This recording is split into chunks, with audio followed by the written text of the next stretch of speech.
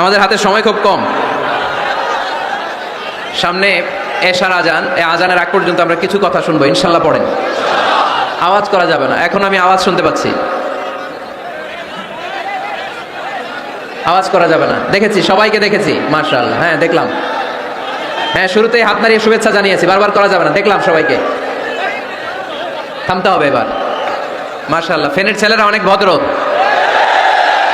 এত বড় গ্যাদারিং কিন্তু অল্পতেই থেমে গেছে। অন্যান্য জায়গায় অনেক চিৎকার চেঁচামেচি করতে হয়, আলহামদুলিল্লাহ একটা আওয়াজ হবে না।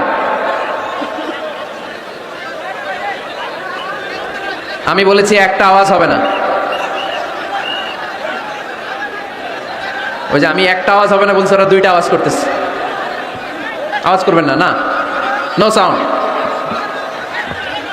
আজকে আমরা সূরাতুল হুজুরাত থেকে কথা শুনবো। কোন সূরা থেকে? হুজুরাত।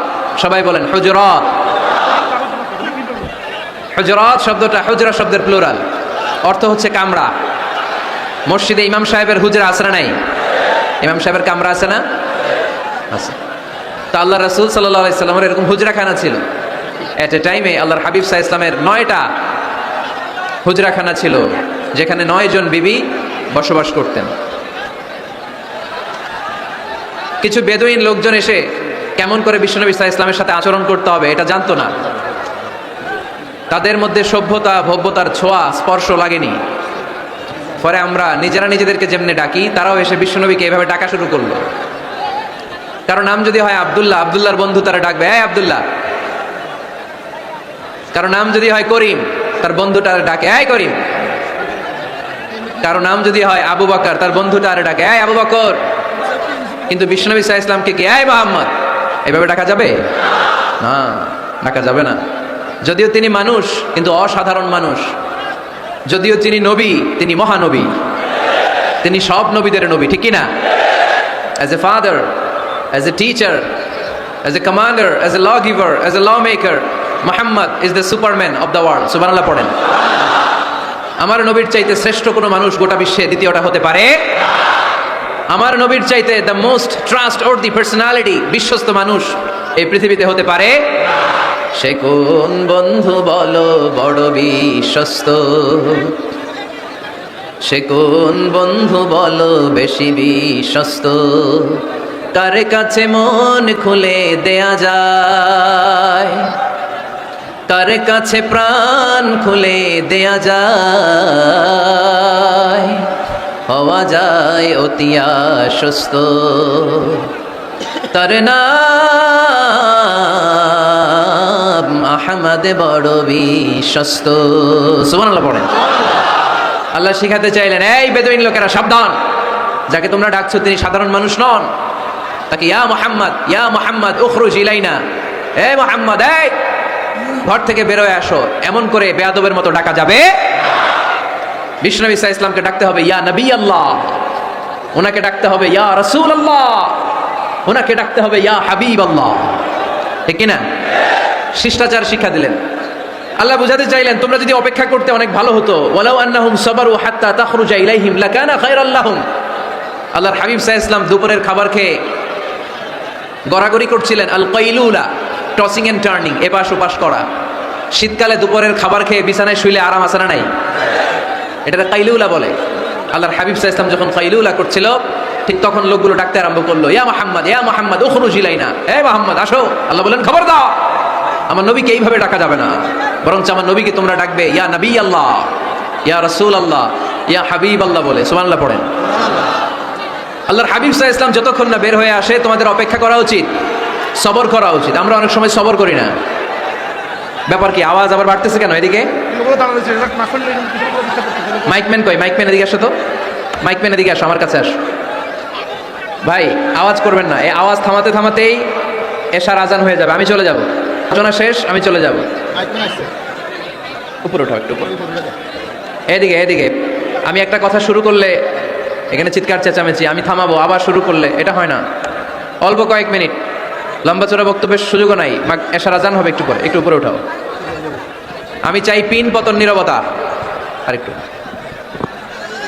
আরেকটু, ব্যাস, আবার তো নিচে নেমে যায়। আওয়াজ করো না ভাই, আওয়াজ করো না।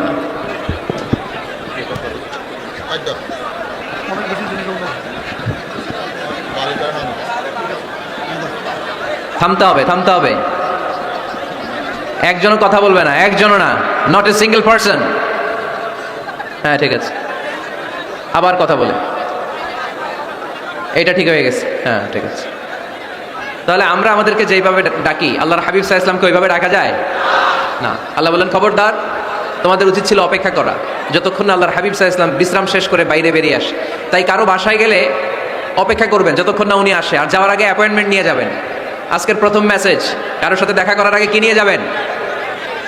ফ্যানের ছেলেরা কথা বলে না, অ্যাপয়েন্টমেন্ট নিয়ে যেতে হবে। অনেকে খালি অস্থিরতা করে, চেয়ারম্যান সাহেবের বাড়ি থেকে সিগনেচার লাগবে, যেই অস্থির, আরে বেরোয় না কেন, চেয়ারম্যান সাহেব আসে না কেন, এতক্ষণ ধরে বসে আছে। এরকম বিরক্ত, খালি কমপ্লেইন করে, অভিযোগ করে, এরকম কিছু লোক আছে না নাই? খেয়াল রাখবেন, যারা ব্যর্থ, জীবনে ব্যর্থ, তারা সব সময় শুধু কমপ্লেইন করে, অভিযোগ, মানুষের কাছে অভিযোগ, আল্লাহর কাছে অভিযোগ, আমার এইটা নাই, ওইটা নাই, আল্লাহ আমার এটা দাও নাই, ওইটা দাও নাই। আর সফল ব্যক্তিরা কখনো অভিযোগ করে না, খালি শুকরিয়া করে, ঠিক কিনা? Now the decision is yours, you wanna be successful or unsuccessful. আপনি সফল হতে চান না ব্যর্থ হতে চান? তাহলে সফল হলে সবসময় পড়তে হবে আলহামদুলিল্লাহ। কি পড়বেন? হুজুরের সাথে দেখা করতে গেছে, যে এই হুজুর আসে না কেন, কতক্ষণ ধরে বসে আছে। আরে হুজুরও মানুষ, হুজুরও অসুস্থ হয়, হুজুরেরও ফ্যামিলি আছে, হুজুরের ঘুমানো লাগে, হুজুর রোবট না। আমাদের যখন অ্যাপয়েন্টমেন্ট নেয় মেপে দেয়, হুজুর এই তো সহজ, আপনি এটা করে আসবেন, এরপরে হেলিকপ্টার রেডি, এরপরে ওইটাতে যাবেন, ওইখান থেকে হেলিকপ্টার রেডি। আমি রোবট, হুজুর কি রোবট? হুজুর তো মানুষ না। এগুলো করবেন না, ধৈর্য ধরতে শিখুন, একটু স্থির হন। স্টপ, অনেক হয়েছে, আন না। অস্থির জীবন আমরা চাই না। এই কোরআন আমাদেরকে অস্থির সময়ে স্বস্তির বাণী শোনায়, ঠিক কিনা? কিসের বাণী শোনায়? স্বস্তির বাণী। কোন সময়ে? অস্থির সময়ে স্বস্তির বাণী শোনায় কোরআন, ঠিক কিনা? এজন্য আজকের প্রথম মেসেজ হচ্ছে, কারো বাসায় গেলে পারমিশন নিতে হবে। দরজার সামনে যেয়ে আগে সালাম দিবেন 3 বার। কয়বার? অনুমতি চাইবেন, অনুমতি দিলে ঢুকবেন, অনুমতি না দিলে বের হয়ে চলে আসবেন। পারা যাবে? এজন্য রব্বুল আলামিন বলেন, ইয়া আইয়ুহাল্লাযীনা আমানু লা তাদখুলু বুয়ুতান গায়রা বুয়ুতিকুম হাত্তা তাস্তানিসু ওয়া তুসাল্লিমু আলা আহলিহা যালিকুম খায়রুল লাকুম লাআল্লাকুম তাযাক্কারুন। সুবহানাল্লাহ পড়েন। আল্লাহ ডেকে বললেন, ও ঈমানদারেরা শোনো শোনো, তোমরা যখন অন্য কারো বাড়িতে যাবে, খবরদার অনুমতি না নিয়ে, সালাম না দিয়ে ঘরে ঢুকে যেও না। দরজার সামনে দাঁড়িয়ে থাকো, দরজার সামনে দাঁড়িয়ে দাঁড়িয়ে 3 বার অনুমতি চাও, তারপরে সালাম দাও। অনুমতি দিলে ঢুকবা, নচেত চলে যাবা, ঠিক কিনা? এই আইনটা কার? ফেনীবাসী কি আইনটা মনে রাখতে পারবে? কারো বাসায় যাওয়ার আগে অ্যাপয়েন্টমেন্ট নিয়ে যাব, আর যে হুট করে দরজার ভিতরে ঢুকে যাব না, অপেক্ষা করব। ইউ হ্যাভ টু ওয়েট, তিনি আসতে বললে এরপরে ঢুকবো, মনে থাকবে? কারো ঘরে অনুমতি না নিয়ে ঢুকা কবিরা গুনাহ। কি গুনাহ? আমরা এগুলোর ইসলাম মনে করি না, আমরা ম্যানার জানি না, আমরা সোশ্যাল নর্মস জানি না। আমরা মনে করি নামাজ, রোজা, হজ, যাকাত, জিকির এগুলাই ইসলাম, ঠিক না? ধরাবাঁধা ইসলাম হিন্দু ধর্মের মতো গদবাঁধা কোনো ধর্ম নয়। আমাদের মসজিদ এটা গির্জা, প্যাগোডা, সিনাগোগ আর গুরুদুয়ারার মতো যে কোনো ইবাদতগাহ নয়। আমাদের মসজিদগুলো আমাদের সামাজিক ঐক্যের কেন্দ্রবিন্দু।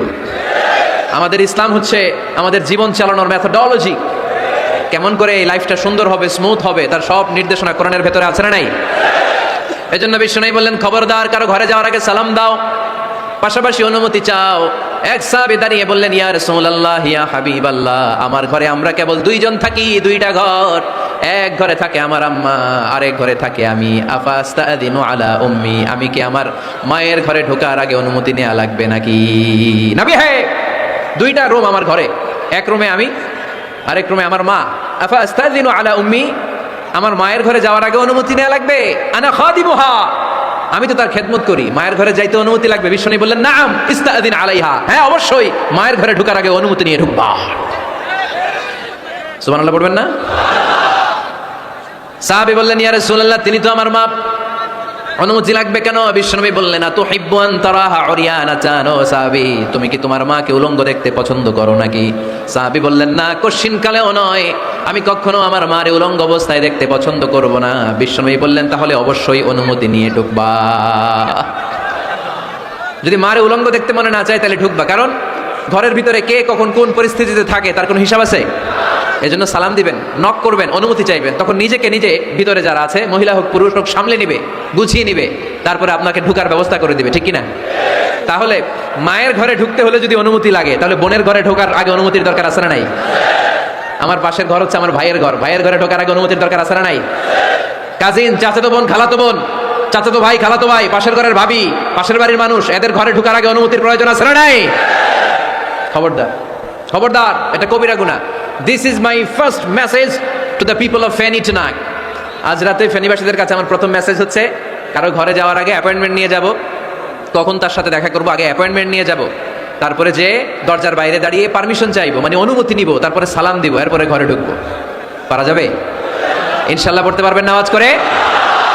আজকে আলোচনার বিষয় হচ্ছে সূরাতুল হুজুরাত। সূরার নাম কি? হুজুরাত। এটা মাদানী সূরা। কি সূরা? এটা কোরআনের 49 নম্বর সূরা। কত নম্বর সূরা? এই সূরায় মোট আয়াত আছে 18টি। কয়টি? এবার আমি প্রশ্ন করব, উত্তর দেন। এই সূরায় মোট আয়াত সংখ্যা কয়টি? 18টি। এটি কোরআনের কততম সূরা? 49তম সূরা। আর সূরাটা মাক্কি সূরা। কি সূরা?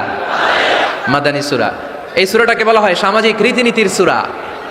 সোশ্যাল নর্ম শেখানো হয়েছে এই সূরায়। কেমন করে সমাজের শান্তি শৃঙ্খলার ভারসাম্য অক্ষুণ্ণ থাকবে সে ব্যাপারে এই সূরাতে আল্লাহ তাআলা কিছু দিক নির্দেশনা দিয়েছেন। আমাদের সমাজের ভারসাম্য ঠিক নাই, শান্তি নাই, সুশৃঙ্খলা নাই, শুধু মারামারি, জিঘাংসা, কিলাকিলি, হিংসা, বিদ্বেষ, বিশৃঙ্খলা। এই হিংসা, বিদ্বেষ, বিশৃঙ্খলা, মারামারির বিপরীতে সমাজের সাম্য, ভ্রাতৃত্ব, ভালোবাসা, সুশৃঙ্খলা আর ভারসাম্য কিভাবে অক্ষুণ্ণ রাখা যায়, সেজন্য আল্লাহ তাআলা এই সূরার ভেতরে 10টা গাইডলাইন দিয়েছেন। কয়টা? সবাই বলতে হবে, কয়টা? 10টা। প্রথম গাইডলাইন হচ্ছে, আল্লাহ তাআলা বলছেন, খবরদার, যারা বিশ্বাসী বলে নিজেদেরকে দাবি করো, আল্লাহ রাসূলের নিয়মের বা আইনের উপর দিয়ে টপকে যেও না। আল্লাহ রাসূল যেটা বলেছে এটাই ফাইনাল, ঠিক কি না? রব্বুল আলামিন বলেন, ইয়া আইয়ুহাল্লাযীনা আমানু লা তুকদ্দিমু বাইনা ইয়াদাইল্লাহি ওয়া রাসূলিহি ওয়াত্তাকুল্লাহ ইন্নাল্লাহা সামিউন আলীম। পড়েন সুবহানাল্লাহ। আল্লাহ বললেন, যারা বিশ্বাসী বলে দাবি করে, খবরদার, আল্লাহর দেয়া বিধান আর আমার নবীর দেয়া বিধান, এই বিধানগুলাই ফাইনাল। এই ফাইনাল কথার পরে মুমিনের কোনো কথা থাকতে পারে? আল্লাহ যেটা বলেছে, আল্লাহ রাসূল যেটা বলেছে সেটাই ফাইনাল। আওয়াজ করে বলতে হবে, সেটা কি? এটা ফাইনাল। এরপর আর নতুন কোনো কথা নাই। যখনই বলা হবে আল্লাহ বলেছে, রাসূল বলেছে, আমরা বলবো আমান্না, সামি'না ওয়া আতা'না, আমরা শুনলাম, মানলাম, বিশ্বাস করলাম, আমাদের পক্ষ থেকে আর দ্বিতীয় কোনো কথা নাই, ঠিক কি না? এজন্য আল্লাহ বললেন, খবরদার, আমি আর আমার রাসূল যেটা দিয়েছি সেটাই ফাইনাল। অতিরিক্ত বুঝতে চেও না, ওভার স্মার্ট সাজতে চেও না, আমি আল্লাহর দেয়া নবীর দেয়া বিধানের সামনে অ্যাডভান্স হতে চেও না, কারণ আমি আল্লাহ আর আমার রাসূল যেই নিয়ম দিয়েছি সেটাই ফাইনাল, সেটাতেই বরকত। কোন মুমিন বান্দাবান্দীদের কাছে যখন আল্লাহ রাসূলের কথা বলা হয়, তাদের কাছে এটাই ফাইনাল, ঠিক কি না? ওমা কানা লিমুমিনিন ওয়ালা মুমিনাতিন ইযা খাদাল্লাহু ওয়া রাসূলুহু আমরান আইয়াকুনা লাহুমুল খিয়ারাতু মিন আমরিহিম। মুমিন নরনারীর কাছে যখন বলা হবে এটা আল্লাহর কথা, আল্লাহর রাসূলের কথা, এটাই ফাইনাল। এরপরে মুমিনের আর নতুন কোনো চয়েস থাকতে পারে? আল্লাহ বলেছে 5 ওয়াক্ত সালাত জামাতের সাথে আদায় করো, এটাই ফাইনাল, ঠিক কি না? আল্লাহ বলেছেন, চুরি করলে চোরের হাত কেটে দাও। বিশ্বনবী জীবদ্দশায় চোরের হাত কেটে দেখিয়ে দিয়েছেন, চুরি করলে হাত কেটে দাও, এটাই ফাইনাল, ঠিক কি না? আল্লাহ নিয়ম জারি করেছেন, ও নারীরা, পর্দা করে ঘর থেকে বের হও, এর উপরে কোনো কথা নাই, জোরে বলেন ঠিক কি না? আল্লাহ আইন করে দিয়েছেন, রমাদানের 29 দিন কিংবা 30 দিন রোজা রাখবা, এটাই ফাইনাল, এরপরে কোনো কথা নাই, জোরে বলেন ঠিক কি না? যারা সম্পদশালী হয়েছো, বছরান্তে 2.5% যাকাত দিবা, বিধানটা কার? এটাই ফাইনাল, এরপরে কোনো কথা আছে? তার মানে আল্লাহ রাসূল যেটা দিয়েছে এটাই ফাইনাল, এটাই সর্বোৎকৃষ্ট, এর চেয়ে উৎকৃষ্ট আর ভালো হতে পারে না, এটাই শ্রেষ্ঠ। এক সাহাবী বলল, আসুমুদ্দাহার, আমি সারা বছর রোজা রাখবো, রোজা ভাঙবো না। আরেক সাহাবী বলল, আতাজিলুন নিসা, আমি আমার বউয়ের কাছে যাব না, আজীবন বৈরাগ্য জীবন যাপন করব। আরেক সাহাবী বলল, উসল্লিল লাইলা কুল্লাহ, সারা রাত তাহাজ্জুদ পড়বো, ঘুমাবো না। এই কথা শুনে বিশ্বনবী রেগে গেলেন। বিষ্ণুই বললেন, কে কে বলেছে এই কথা যে সারা বছর রোজা রাখবে, সারা রাত তাহাজ্জুদ পড়বে, স্ত্রীর কাছে যাবে না? ইন্নী আখশাকুম লিল্লাহি ওয়া আতকাকুম লাহু, নিশ্চয় আমি তোমাদের চাইতে আল্লাহকে বেশি ভয় করি। আমি বিশ্বনবী সবচেয়ে বড় মুত্তাকি, আমি বিশ্বনবী সবচেয়ে বড় বুজুর্গ, আমি বিশ্বনবী সবচেয়ে বড় আল্লাহওয়ালা। তো আমি এত বড় আল্লাহওয়ালা হয়ে আমি 11 জন স্ত্রী রেখেছি, আমি এত বড় আল্লাহওয়ালা হয়ে রাতে তাহাজ্জুদও পড়ি, আবার কিছু অংশ ঘুমাই, আমি এত বড় আল্লাহওয়ালা হয়ে বছরে কিছু সময় রোজা রাখি, মাঝে মাঝে রাখি না। তো আমি ব্যালেন্স করে জীবন ধারণের পরে আমার আল্লাহওয়ালাগিরিতে কোনো সমস্যা হয় নাই, আমার নবী হতে সমস্যা হয় নাই। তোমাদের সমস্যা হলো কেন? তোমরা কোত্থেকে এটা শিখেছো? আমি বিশ্বনবী যেটা শিখিয়েছি এটাই ফাইনাল, এর চেয়ে শ্রেষ্ঠ কোনো কাজ আর হতে পারে না। চিল্লায় বলেন ঠিক কিনা? ফজরের ফরজ নামাজ কয় রাকাত? আওয়াজ করে বলেন। বিধানটা কার? আপনি যদি বলেন আমি একটু বাড়াইয়া পড়বো, 3 রাকাত পড়বো, সব বেশি হবে না? কারণ আপনি অ্যাডভান্স হয়েছেন। লা তুকদ্দিমু বাইনা ইয়াদাইল্লাহি ওয়া রাসূলিহি, খবরদার আল্লাহ আল্লাহ রাসূলের উপর অ্যাডভান্স হয়ো না। রমাদানের রোজা 30টা, আপনি যদি বলেন 35টা রাখবো, ফেনীর ভাইয়েরা, রমজানের পরে আরো 5টা যদি একাধারে রাখেন, রমজান মনে করে আল্লাহ কবুল করবে? কবুল করবে। তার মানে আল্লাহ আল্লাহ রাসূল যেটা বলেছে এটাই ফাইনাল, এর চেয়ে বেশি কিছু আর ইবাদত করা যাবে, এর চেয়ে শ্রেষ্ঠ ইবাদত হতে পারে না। বিষ্ণু ইসা ইসলাম বললেন সারা রাত তাহাজ্জুদ পড়লে এটা শ্রেষ্ঠ ইবাদত নয়, বরং রাতের কিছু অংশ ঘুমাবা, কিছু অংশ তাহাজ্জুদ পড়বা। আইয়ামুল বীজের রোজা রাখবা, সোম আর বৃহস্পতিবার রোজা রাখবা, আরাফার রোজা রাখবা, আশুরার রোজা রাখবা, শাওয়ালের 6 রোজা রাখবা। এর চেয়েও বেশি রাখতে চাইলে একদিন রোজা রাখবা, আরেকদিন রাখবা না, একদিন রাখবা আরেকদিন রাখবা না। এর চেয়ে ভালো রোজার হতে পারে? হতে পারে না। আল্লাহর হাবিব সাল্লাল্লাহু আলাইহি ওয়াসাল্লাম বললেন সেই শ্রেষ্ঠ যে স্ত্রীদের সাথেও মেলামেশা করে আবার ইবাদতও করে। ইসলামের মধ্যে ভারসাম্য আছে না নাই? তাহলে বোঝা গেল আল্লাহর হাবিব সাল্লাল্লাহু আলাইহি ওয়াসাল্লাম আল্লাহর সবচেয়ে কাছের, তিনি সবচেয়ে বড় মুত্তাকি। ফেনীবাসী আওয়াজ করে বলেন তো, আমার নবীর চাইতে বড় মুত্তাকি হওয়া যাবে? আমার নবীর চাইতে বড় আল্লাহওয়ালা হওয়া যাবে? নামাজ কেমন করে পড়তে হয় এটা নবী শিখিয়ে গিয়েছেন, এর চেয়ে বেশি কিছু করা যাবে? জিকির কেমন করে করতে হয় এটা বিশ্বনবী শিখিয়ে গিয়েছেন কি জান নাই? বিশ্বনবীর শিখানো পন্থার বাইরে নতুন পন্থায় জিকির করা যাবে? তাহলে আল্লাহ এবং আল্লাহ রাসূল যা শিখিয়েছে এটাই ফাইনাল। আল্লাহ আল্লাহ রাসূলের কথার উপরে আমরা দ্বিতীয় কোনো কথা বলতে চাই না। এটা হচ্ছে 1 নাম্বার গাইডলাইন। সমাজে যদি শান্তি আনতে চান এই গাইডলাইন মানতে হবে। বিশ্বাসীদের জন্য 2 নাম্বার গাইডলাইন হচ্ছে লা তারফাউ আসওয়াতাকুম ফাওকা সাউতিন নবী, খবরদার ওহে বিশ্বাসীরা, নবীর কণ্ঠের চাইতে যেন তোমাদের কণ্ঠ উঁচু হয়ে না যায়। আপনারা কথা শুনতেছেন? মনোযোগ আছে না গেছে? বনু তামিম গোত্রের নেতা কে হবে? আল্লাহর হাবিব সাল্লাল্লাহু আলাইহি ওয়াসাল্লাম পরামর্শ করছিলেন। সাইয়েদনা আবু বকর বললেন আমার মতামত হচ্ছে এই লোকটা নেতা হলে ভালো হয়, যোগ্য লোক। ওমরে ফারুক বললেন না, উনি না। আবু বকর যেটা বলেছে ওইটা না, আমার মনে হয় এই লোকটা নেতা হলে ভালো হয়। আবু বকর বললেন না ওমর তুমি বুঝো না, আমি যারা বলছি সে ভালো। ওমরে ফারুক বলে না আবু বকর, আমি যাকে বলেছি সে ভালো।